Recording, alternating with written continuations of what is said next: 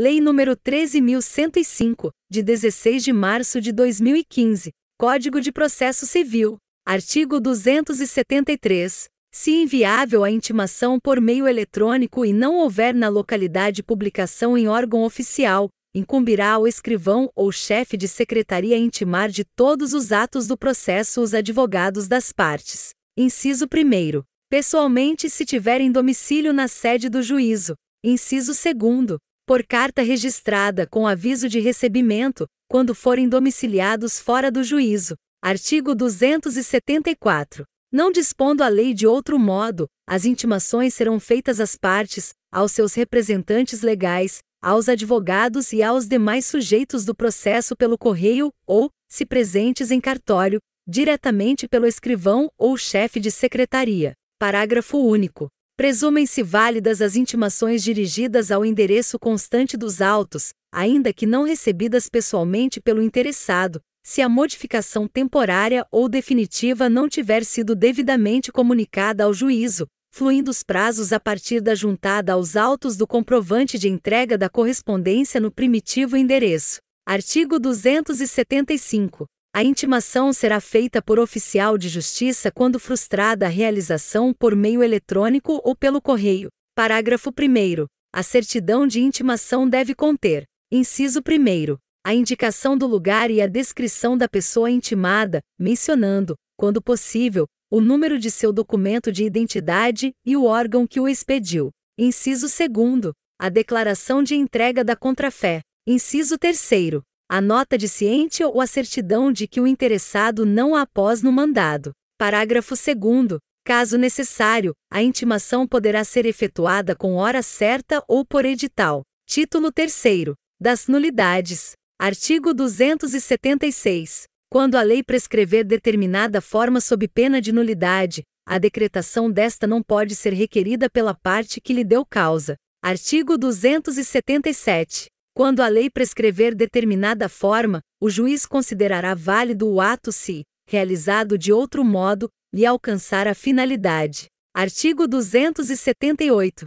A nulidade dos atos deve ser alegada na primeira oportunidade em que couber à parte falar nos autos, sob pena de preclusão. Parágrafo único. Não se aplica o disposto no caput às nulidades que o juiz deva decretar de ofício, nem prevalece a preclusão provando a parte legítimo impedimento. Artigo 279. É nulo o processo quando o membro do Ministério Público não for intimado a acompanhar o feito em que deva intervir. Parágrafo 1º. Se o processo tiver tramitado sem conhecimento do membro do Ministério Público, o juiz invalidará os atos praticados a partir do momento em que ele deveria ter sido intimado. Parágrafo 2º. A nulidade só pode ser decretada após a intimação do Ministério Público, que se manifestará sobre a existência ou a inexistência de prejuízo. Artigo 280. As citações e as intimações serão nulas quando feitas sem observância das prescrições legais. Artigo 281.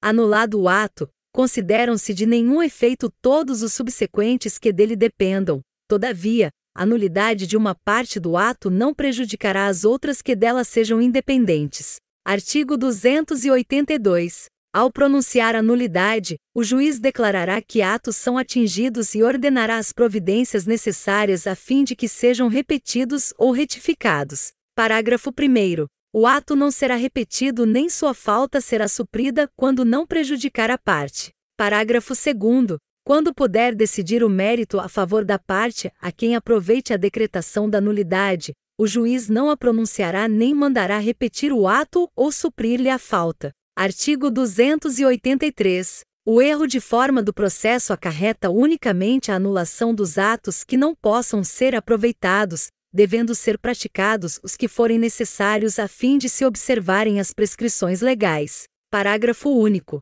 Dar-se-á o aproveitamento dos atos praticados desde que não resulte prejuízo à defesa de qualquer parte. Título 4º. Da distribuição e do registro. Artigo 284. Todos os processos estão sujeitos a registro, devendo ser distribuídos onde houver mais de um juiz. Artigo 285. A distribuição, que poderá ser eletrônica, será alternada e aleatória, obedecendo-se rigorosa igualdade. Parágrafo único. A lista de distribuição deverá ser publicada no Diário de Justiça. Artigo 286. Serão distribuídas por dependência as causas de qualquer natureza. Inciso 1º. Quando se relacionarem por conexão ou continência com outra já ajuizada. Inciso 2º. Quando, tendo sido extinto o processo sem resolução de mérito, for reiterado o pedido, ainda que em litisconsórcio com outros autores ou que sejam parcialmente alterados os réus da demanda.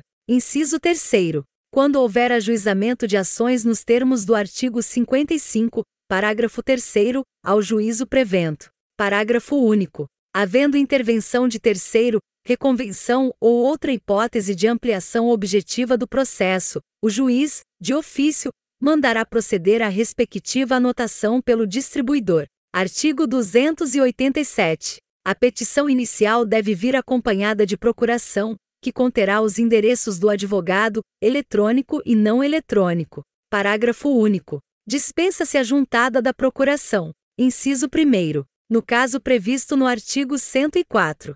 Inciso 2º.